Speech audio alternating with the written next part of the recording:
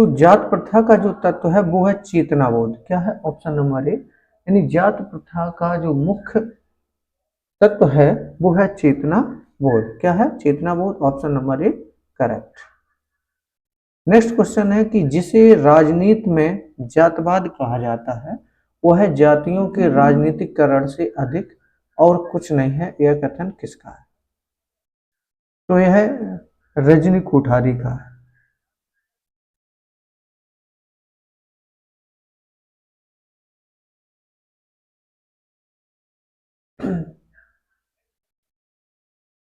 कि जिसे राजनीति में जातवाद कहा जाता है वह जातियों के राजनीतिकरण से अधिक और कुछ नहीं, यह कथन किसका है? रजनी कोठारी का है। नेक्स्ट क्वेश्चन है कि धर्मनिरपेक्षता से तात्पर्य क्या है? धर्मनिरपेक्षता से तात्पर्य है कि राज्य का कोई एक धर्म ना होना, यानी राज्य का कोई एक धर्म ना होना, वो है धर्मनिरपेक्षता से अर्थ है। चलिए नेक्स्ट देखेंगे। नेक्स्ट है कि मंडल का संबंध क्या है? Question number 5।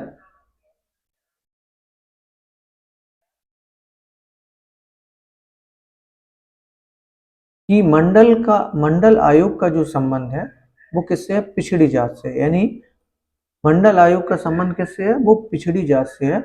Option number A correct है। मंडल आयोग गठित कब किया गया था?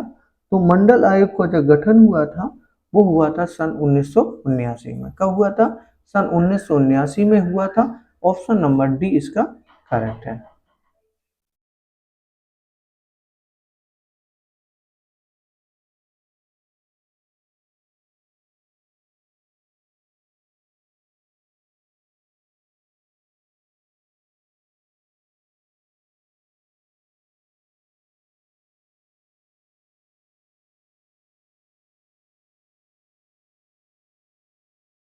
अगले क्वेश्चन में देखेंगे कि भारत में क्षेत्रवाद के उदय का प्रमुख कारण क्या है? अगर वीडियो पसंद आए तो प्लीज लाइक जरूर करें। तो हम लोग देखेंगे कि भारत में क्षेत्रवाद के उदय का जो प्रमुख कारण है वो है भाषा के आधार पर राज्यों का गठन का निर्माण। क्या है? भाषा के आधार पर राज्यों के गठन का निर्माण। इसका ऑप्शन नंबर अगर हम देखें 7 के लिए तो ऑप्शन नंबर डी हमारा करेक्ट है। नेक्स्ट क्वेश्चन, क्षेत्रीय परिषद का अध्यक्ष कौन होता है? तो क्षेत्रीय जो परिषद का अध्यक्ष होता है अगर हम देखें 8 का तो 8 का सी ऑप्शन करेक्ट है, गृह मंत्री। कौन होता है? क्षेत्रीय परिषद का जो अध्यक्ष होता है वो गृह मंत्री होता है। अगला क्वेश्चन है सांप्रदायिक प्रतिनिधित्व का अर्थ क्या होता है? सांप्रदायिक प्रतिनिधित्व का जो अर्थ होता है वो क्या होता है? तो इसका हम देखेंगे ऑप्शन नंबर बी, यानी धार्मिक आधार पर प्रतिनिधित्व जो है वो सांप्रदायिक प्रतिनिधित्व का अर्थ होता है। Option number B correct. Next, सुश्री मायावती उत्तर प्रदेश की मुख्यमंत्री पहली बार कब बनी थी?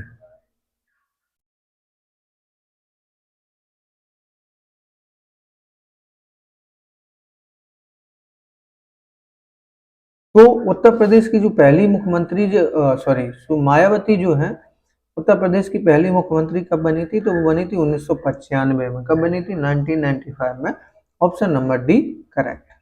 अब देखेंगे हम पढ़ेंगे लोकपाल एवं लोकायुक्त से संबंधित जो कि इम्पोर्टेंट रहेगा।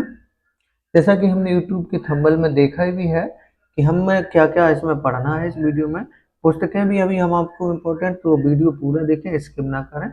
और अगर वीडियो पसंद आता रहे तो प्लीज लाइक जरूर करते चलें।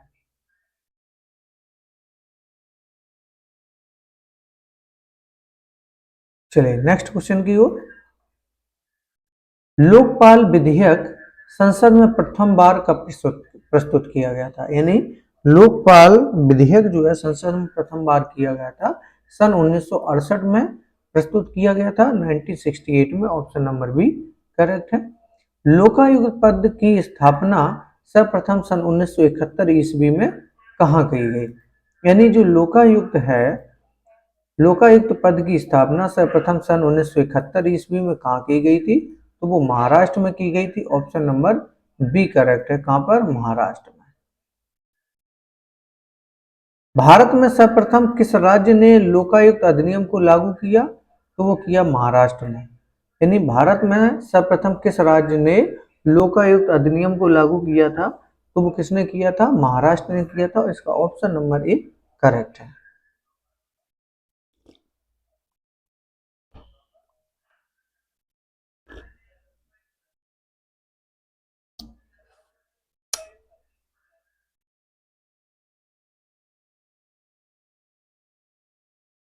नेक्स्ट क्वेश्चन, ओम्बुड्समैन की संस्था सर्वप्रथम कहाँ स्थापित की गई? तो ओम्बुड्समैन की जो संस्था है सर्वप्रथम कहाँ स्थापित की गई? स्वीडन में की गई। कहाँ की गई? स्वीडन में। ऑप्शन नंबर डी करेक्ट है। कहाँ की गई है? स्वीडन में। ऑप्शन नंबर डी करेक्ट है। अगले क्वेश्चन के साथ, ओम्बुड्समैन की अवधारणा निम्नलिखित में से किससे संबंधित है? तो ओम्बुड्समैन की अवधारणा निम्नलिखित में किससे संबंधित है? वो है लोकपाल और लोक आयुक्त से। किससे है? लोकपाल और लोक आयुक्त से है। ऑप्शन नंबर बी करेक्ट है। ओम्बुड्समैन की अवधारणा निम्नलिखित किससे संबंधित है? तो वो लोकपाल और लोक आयुक्त से है। ओम्बुड्समैन की अवधारणा का प्रारंभ हुआ था? तो वो हुआ था स्वीडन में। कहाँ हुआ था? स्वीडन में हुआ था। ऑप्शन नंबर बी करेक्ट है। ओम्बुड्समैन की अवधारणा का प्रारंभ कहाँ हुआ था? ऑप्शन नंबर बी, यानी स्वीडन में हुआ था। न्यायपालिका प्रशासन की निरंकुशता पर कैसे अंकुश लगा सकती है? न्यायपालिका प्रशासन की निरंकुशता पर कैसे अंकुश लगा सकती है? इसका ऑप्शन नंबर आता है डी करेक्ट है। कैसे लगा सकती है? लोकपाल के माध्यम से। कैसे लगा सकती है? लोकपाल के माध्यम से लगा सकती है। Option number D correct. Bharat में महान्यायवादी के पद के संबंध में निम्नलिखित में से कौन सा एक कथन सही है? तो भारत में महान्यायवादी कि पद के संबंध में निम्नलिखित कौन सा एक कथन सही है? तो ऑप्शन नंबर एक कथन सही है कि उसे भारत के राज्य क्षेत्र के अंतर्गत सभी न्यायालयों में सुने जाने का अधिकार होगा। ऑप्शन नंबर ए इसका करेक्ट है। चलिए अब हम नेक्स्ट क्वेश्चन देखेंगे, जो कि नेक्स्ट क्वेश्चन है विभिन्न देशों के जो संवैधानिक तथ्य हैं उनके बारे में देखेंगे। Option number question number first से स्टार्ट करेंगे। पहला, फ्रांसीसी दलों में सबसे पुराना दल जो अब विघटित हो गया है, यानी फ्रांसीसी दलों में सबसे पुराना दल जो अब विघटित हो गया है, तो वो है रेडिकल पार्टी। कौन है? रेडिकल पार्टी है। इसका ऑप्शन नंबर सी करेक्ट है।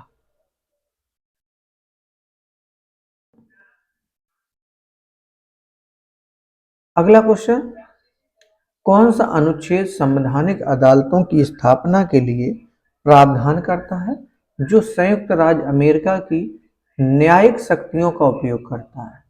यानी कौन सा अनुच्छेद संवैधानिक अदालतों की स्थापना के लिए प्रावधान करता है जो संयुक्त राज्य अमेरिका की न्यायिक शक्तियों का उपयोग करता है?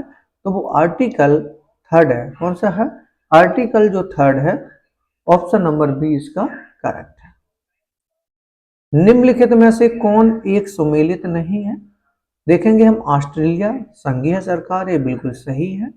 संयुक्त राज्य अमेरिका भी एक संघीय सरकार में आती है। फ्रांस एकात्मक सरकार, ये भी सही है। कनाडा एकात्मक सरकार नहीं, कनाडा जो है वो भी एक संघीय सरकार के रूप में आती है। इसका ऑप्शन नंबर डी है, जो कि यह मैच नहीं करता है। निम्नलिखित में से कौन सी संघ की सर्वाधिक महत्वपूर्ण विशेषता मानी जाती है? तो है ऑप्शन नंबर डी, यानी संघ राज्य के बीच शक्ति विभाजन। संघ राज्य के बीच शक्ति विभाजन की मानी जाती है। अध्यक्षात्मक शासन प्रणाली में प्रशासन पर कार्यकारी नियंत्रण का प्रयोग कौन करता है? तो अध्यक्षात्मक शासन प्रणाली में प्रशासन पर कार्यकारी नियंत्रण का प्रयोग जो करता है वो करता है राष्ट्रपति। कौन करता है? राष्ट्रपति। Option number C correct.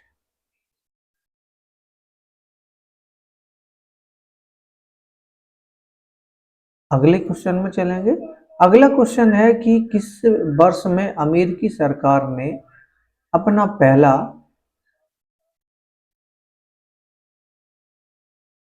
पहला स्वतंत्र नियामक आयोग अर्थात अंतरराज्यीय वाणिज्य आयोग की स्थापना की थी। तो वो 1887 में की थी, यानी 1887 में स्थापना की थी। इसका ऑप्शन नंबर डी करेक्ट है।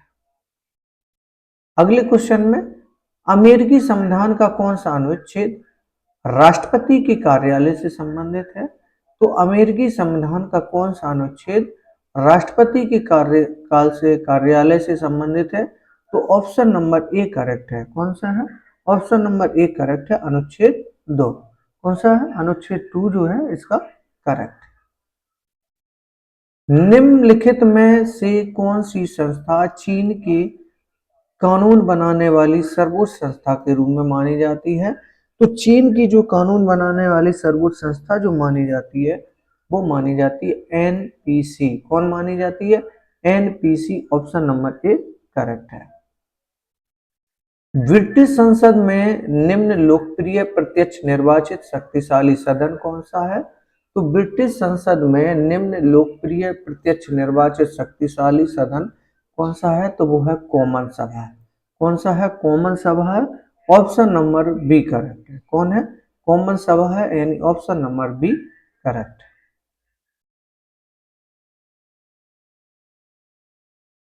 लॉर्ड सभा की अध्यक्षता कौन करता है? यानी लॉर्ड सभा की अध्यक्षता कौन करता है? तो वो लॉर्ड जो चांसलर थे, option number A, Lord chancellor जो थे वो लॉर्ड सभा की अध्यक्षता करते थे।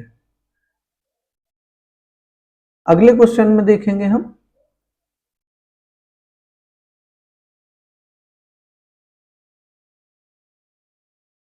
निम्नलिखित में से कौन सीनेट की अध्यक्षता करने वाला पदेन अधिकारी है?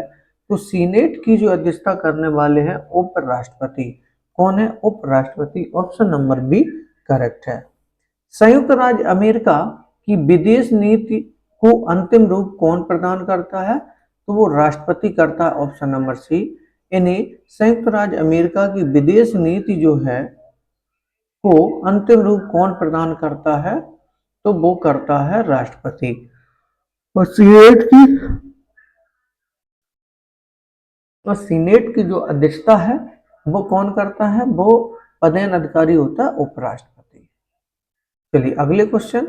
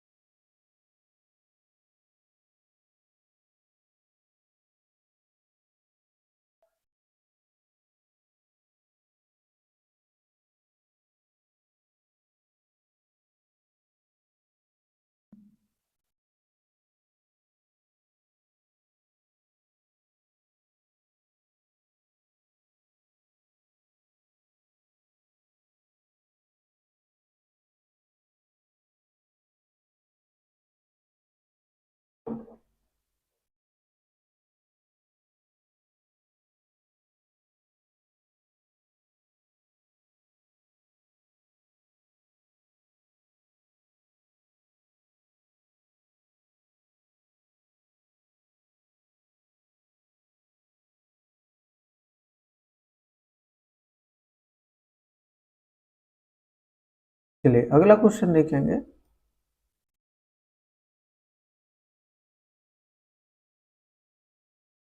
फ्रांसीसी संविधान का कौन सा अनुच्छेद प्रधानमंत्री को विधायिका के रूप में विधायी पहल देता है? तो फ्रांसीसी संविधान का कौन सा अनुच्छेद प्रधानमंत्री को विधायिका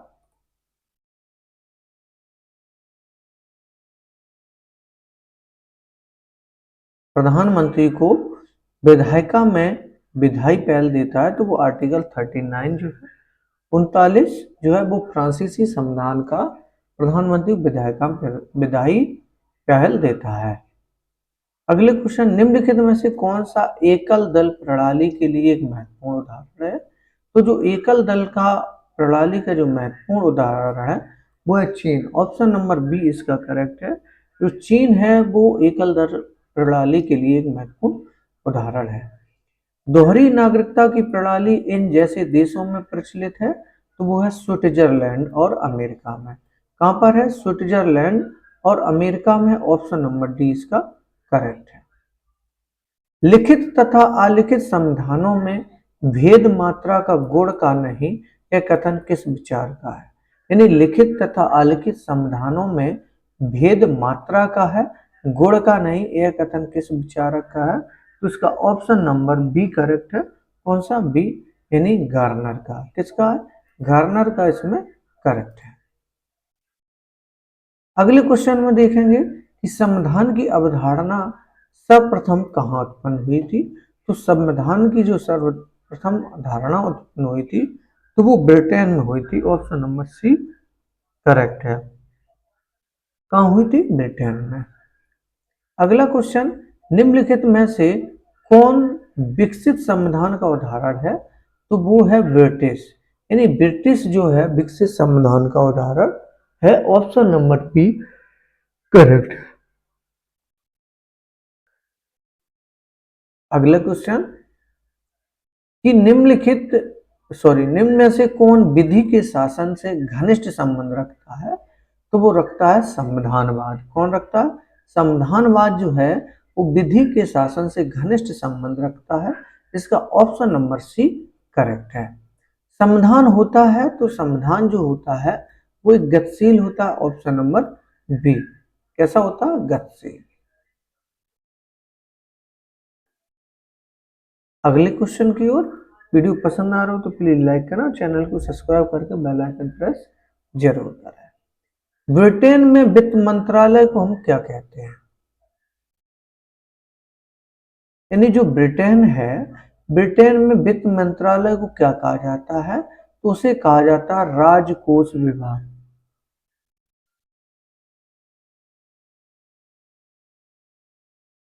यानी राजकोष विभाग जो है ब्रिटेन में वित्त मंत्रालय को कहा जाता है।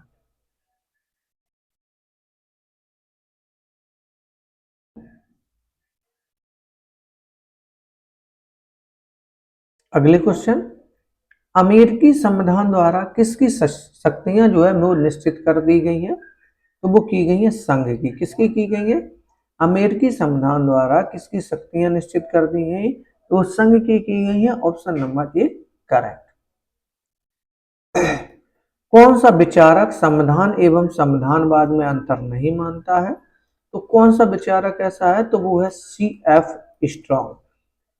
यानी जो सी एफ स्ट्रॉन्ग है वो संविधानवाद और संविधान में अंतर नहीं मानता है। Option number C correct. अमेरिकी प्रणाली में निहित शक्तियों का अर्थ क्या है? तो अमेरिकी प्रणाली में निहित शक्तियों का जो अर्थ है कि संघीय सरकार को वे शक्तियां मिल सकती हैं जो संविधान में स्पष्टता उल्लेखित नहीं है। यानी संघीय सरकार को वे शक्तियां भी मिल सकती हैं जो संविधान में स्पष्टता उल्लेखित नहीं है। अगले क्वेश्चन को हम देखेंगे। राजनीतिक दल न्यायाधिक संगठित उन नागरिकों का समूह है जो राजनीतिक इकाई के रूप में कार्य करता है और जिसका उद्देश्य अपने मतदान बल के प्रयोग द्वारा सरकार पर नियंत्रण करना व अपनी सामान्य नीतियों को क्रियान्वित करना होता है। यह किस राजनीतिक विचार दल की है? तो वो है गेटेल की। अगर हम देखें ऑप्शन नंबर बी करेक्ट है, यानी गेटेल द्वारा इस बात को कहा गया है। अगले प्रश्न, फ्रांस के राष्ट्रपति के कार्यकाल की अवधि क्या होती है? तो वो होती है ऑप्शन नंबर 5, यानी 5 वर्ष ही लगभग प्रत्येक देश की होती है। अगला प्रश्न, फ्रांस की व्यवस्थापिका का निचला सदन कौन सा है? तो फ्रांस की व्यवस्थापिका का जो निचला सदन होता है वो होता है चैम्बर ऑफ डिप्यूटीज। यानी क्या होता है, चैम्बर ऑफ डिप्यूटीज जो होता है वो व्यवस्थापिका का निचला सदन होता है।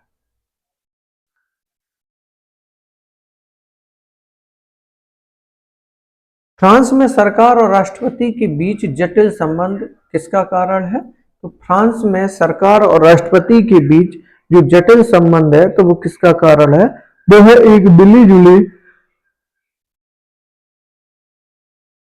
राष्ट्रपति संसदीय प्रणाली की सरकार से है। ऑप्शन नंबर सी करेक्ट है।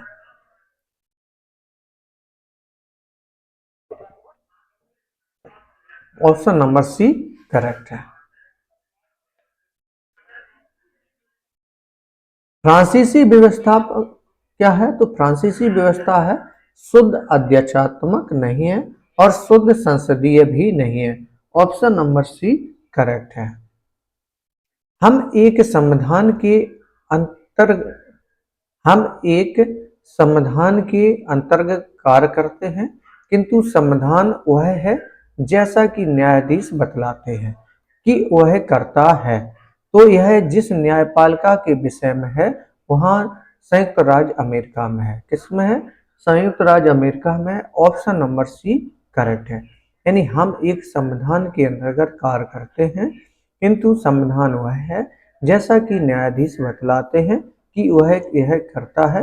यह जिस न्यायपालिका के विषय में है वहाँ क्या है? संयुक्त राज्य अमेरिका में है। ऑप्शन नंबर सी इसका करेक्ट है। लौह आवरण शब्द को किसने प्रचलित करवाया है? तो लौह आवरण जो है शब्द है वो किसने प्रचलित करवाया? तो वो करवाया चर्चिल ने, यानी चर्चिल ने फुलटन भाषण द्वारा करवाया है। ऑप्शन नंबर हमारा ए करेक्ट है। क्या है? ऑप्शन नंबर ए करेक्ट है। निम्नलिखित में शक्ति संतुलन की विशेषता कौन सी है? तो निम्नलिखित में शक्ति संतुलन की जो विशेषता है वो कौन सी नहीं है? तो इसका ऑप्शन नंबर करेक्ट जो है वो है ऑप्शन नंबर सी, यानी शक्ति संतुलन की स्थापना जो है वो स्वतः हो जाती है। क्या हो जाता है?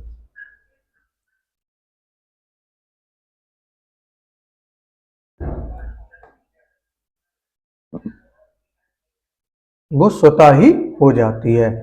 अगले प्रश्न की ओर, फ्रांस की राज्य क्रांति का स्वरूप क्या था? तो जो फ्रांस की राज्य क्रांति का जो स्वरूप था वो क्या था? तो वो था ऑप्शन नंबर ए बुजुर्गा जो है वो ऑप्शन नंबर ए करेक्ट है। कौन सा? बुजुर्गा।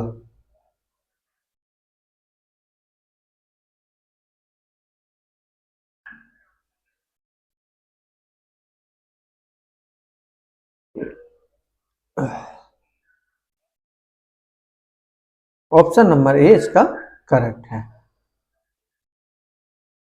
फ्रांसीसी क्रांति का नारा क्या था? तब वो था ऑप्शन नंबर डी, यानी स्वतंत्रता, समानता, बंधुत्व।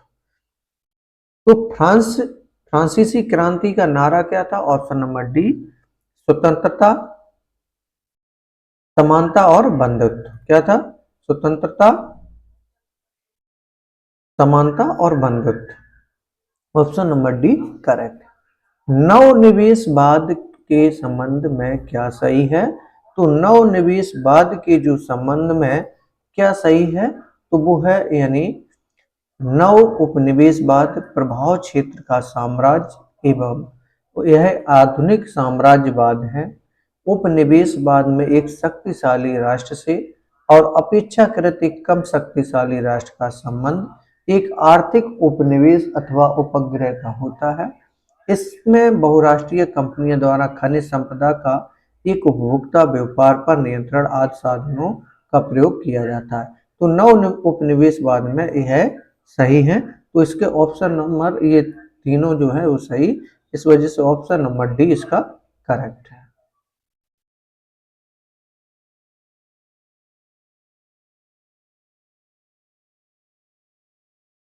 जीवन स्वतंत्रता एवं सुखानुसरण तथ्य क्या है? तो ऑप्शन नंबर ए, यानी अमेरिकी स्वतंत्रता के घोषणा पत्र का है। क्या है? ऑप्शन नंबर ए अमेरिकी स्वतंत्रता के घोषणा पत्र का है। ऑप्शन नंबर ए इसका करेक्ट है। ब्रिटिश युग में कौन सा प्रशासनिक सुधार आयोग नहीं बना? तो वो ऑप्शन नंबर सी, माउंटबेटन जो आयोग है वो नहीं बना। ब्रिटिश आयोग में कौन सा प्रशासनिक सुधार आयोग नहीं बना? तो इसका ऑप्शन नंबर सी हमारा करेक्ट है। स्वनिर्णय का सिद्धांत दुधारी तलवार है, यह किसने कहा? तो यह लॉर्ड कर्जन ने कहा। स्वनिर्णय का सिद्धांत दुधारी तलवार है, यह किसने कहा? तो इसका ऑप्शन नंबर बी करेक्ट है। फ्रांस का वर्तमान संविधान किस गणतंत्र के नाम से जाना जाता है? तो फ्रांस का वर्तमान संविधान किस गणतंत्र के नाम से जाना जाता है? तो पंचम के नाम से जाना जाता है। किसके नाम से जाना जाता है? पंचम के नाम से जाना जाता है। ऑप्शन नंबर इसका सी हमारा करेक्ट है।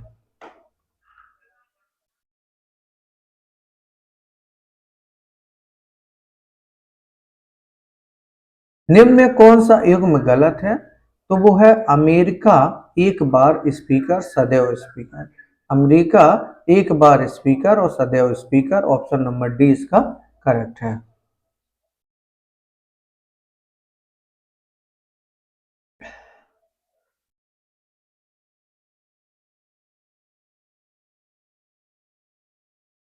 निम्नलिखित में से किसने सर्वोच्च न्यायालय को कांग्रेस का तृतीय सदन कहा था?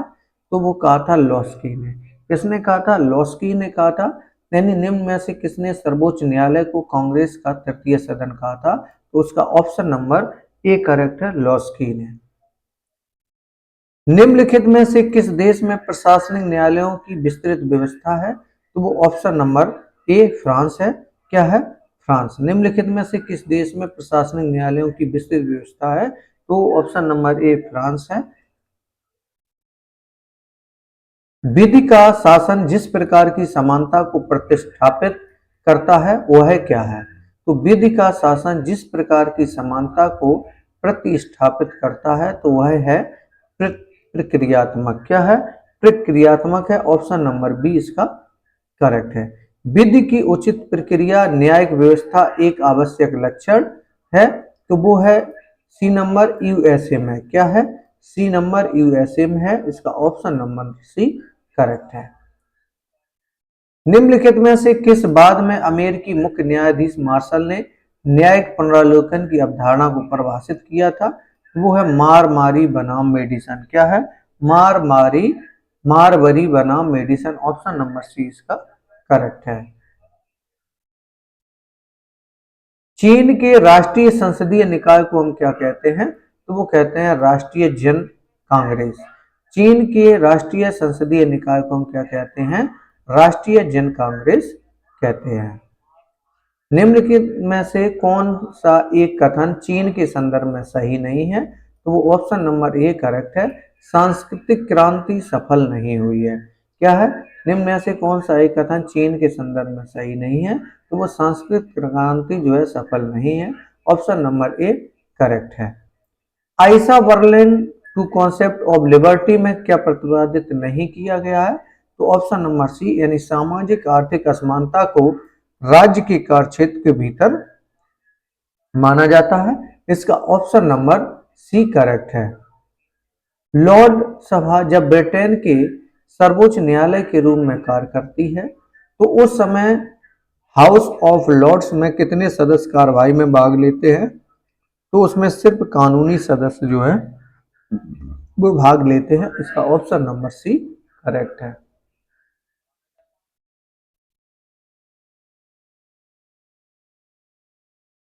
अगला क्वेश्चन, अमेरिका के राष्ट्रपति चुनाव में यदि कोई प्रत्याशी आवश्यक बहुमत प्राप्त नहीं करता है तब इस निर्णय के लिए निर्देशित किया जाता है, तो वो प्रतिनिधि सभा को किया जाता है।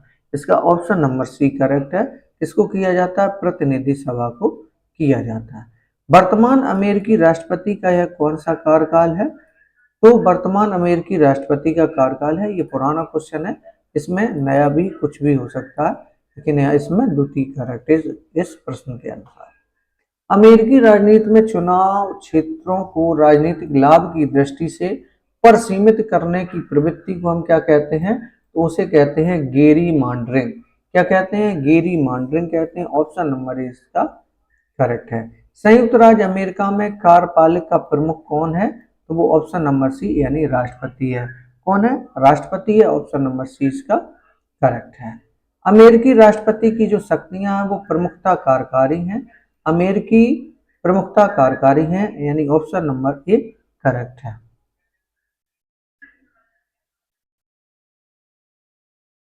अमेरिका के प्रतिनिधि सभा के सदस्यों की कुल संख्या कितनी है? तो ऑप्शन नंबर सी 435 है। अमेरिका के प्रतिनिधि सभा के सदस्यों की कुल संख्या कितनी है? तो वो 435 है। ऑप्शन नंबर सी करेक्ट है। संयुक्त राज्य अमेरिका के राष्ट्रीय विधानमंडल के रूप में जाना जाता है, तो वो जाना जाता है डी कांग्रेस। यानी संयुक्त राज्य अमेरिका के राष्ट्रीय विधानमंडल के रूप में जो जाना जाता है तो वो ऑप्शन नंबर डी इसका करेक्ट है, कांग्रेस। जो बाइडन अमेरिका के वर्तमान हैं तो वो क्या हैं? तो बाइडन जो अमेरिका के वर्तमान जो हैं वो है विदेश मंत्री। Option number A correct. बहुदलीय व्यवस्था नहीं पाई जाती है, तो जो बहुदलीय व्यवस्था है वो कहाँ नहीं पाई जाती है ये देखेंगे। तो इसका ऑप्शन नंबर हम लोग देखें तो डी नंबर करेक्ट है, क्यूबा में पाई जाती है। बहुदलीय व्यवस्था जो है वो कहाँ नहीं पाई जाती है? तो सॉरी हाँ, कहाँ नहीं पाई जाती है? तो वो क्यूबा में नहीं पाई जाती है।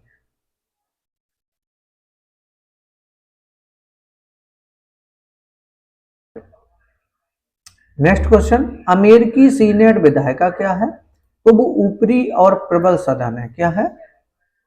ऊपरी और प्रबल सदन है। ऑप्शन नंबर ए इसका करेक्ट है।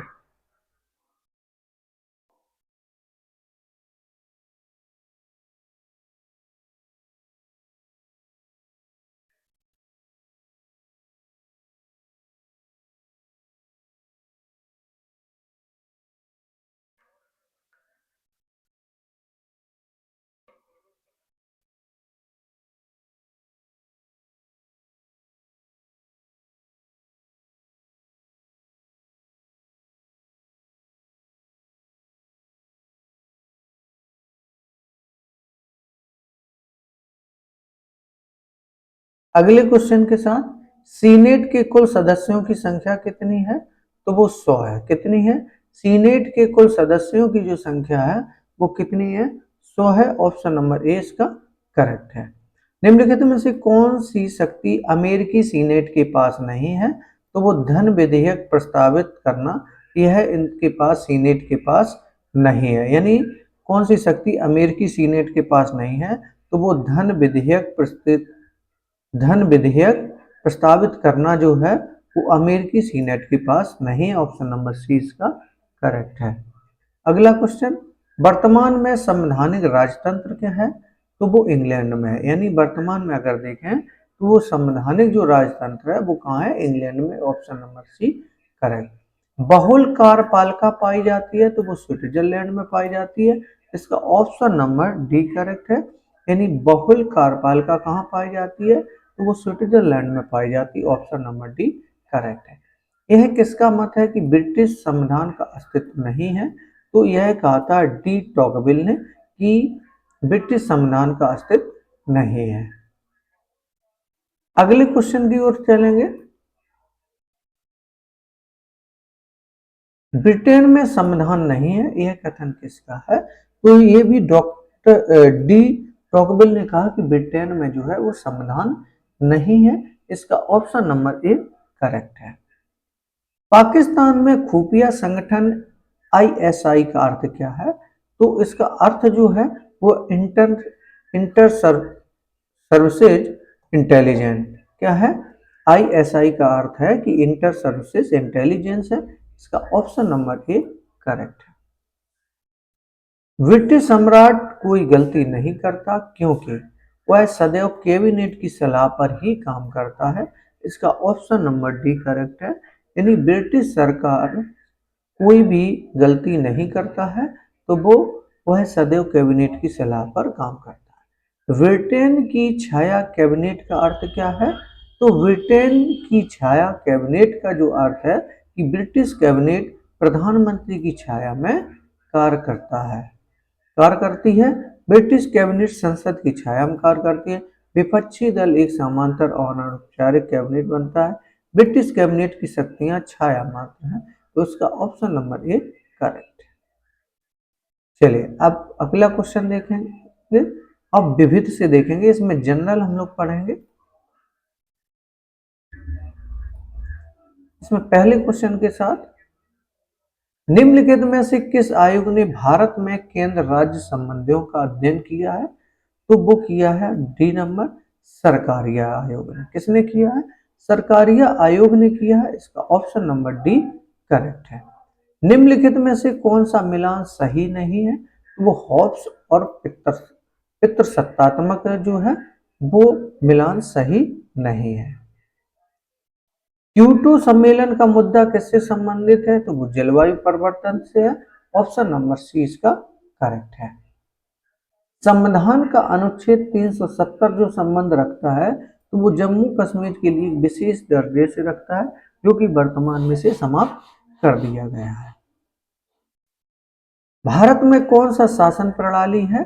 तो भारत में एक संघात्मक शासन प्रणाली है। कौन सा है? संघात्मक शासन प्रणाली है। संसदीय लोकतंत्र का अर्थ क्या है? तो संसदीय लोकतंत्र का अर्थ है संसद सार्वभौमिकता संस्था, या इसका अर्थ है कि वास्तविक कार्यपालिका उत्तरदायी होती है विधायिका के प्रति।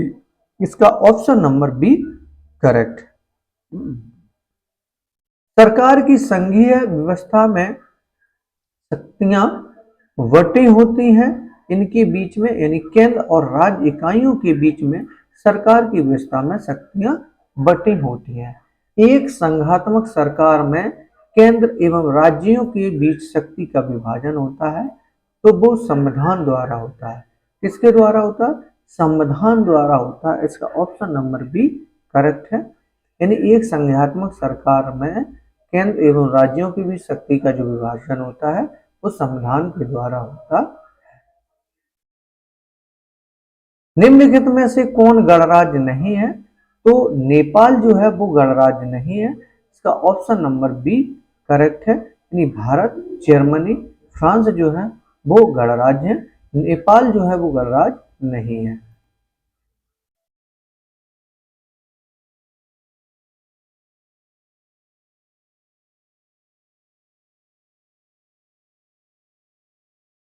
अगला क्वेश्चन, द्वितीय विश्व युद्ध के बाद एशिया में कौन पहला देश था जिसने अपनी स्वतंत्रता की घोषणा की? यानी द्वितीय विश्व युद्ध के बाद एशिया में कौन पहला देश स्वतंत्र था? तो वो था इंडोनेशिया। इसका ऑप्शन नंबर सी करेक्ट है, जिसने अपनी स्वतंत्रता की घोषणा की। नेक्स्ट, इस वीडियो का लास्ट क्वेश्चन है कि निम्न में से संविधान द्वारा एक सुनिश्चित किया जाता है कि कार्यपालिका की शक्तियां, शासक एवं शासक के बीच संबंध, सरकार की विभिन्न संस्थाओं के बीच।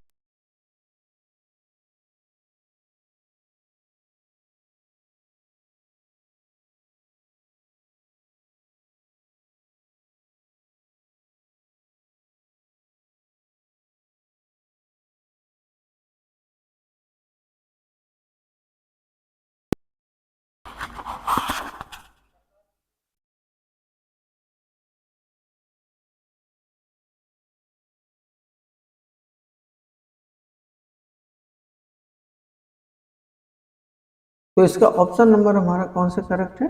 डी इसका बिल्कुल करेक्ट है।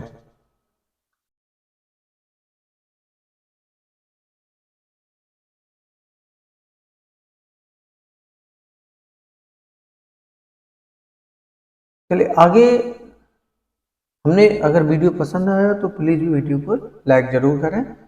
हम इसमें देख लेते हैं, बस 1 मिनट के लिए आप बने रहिए।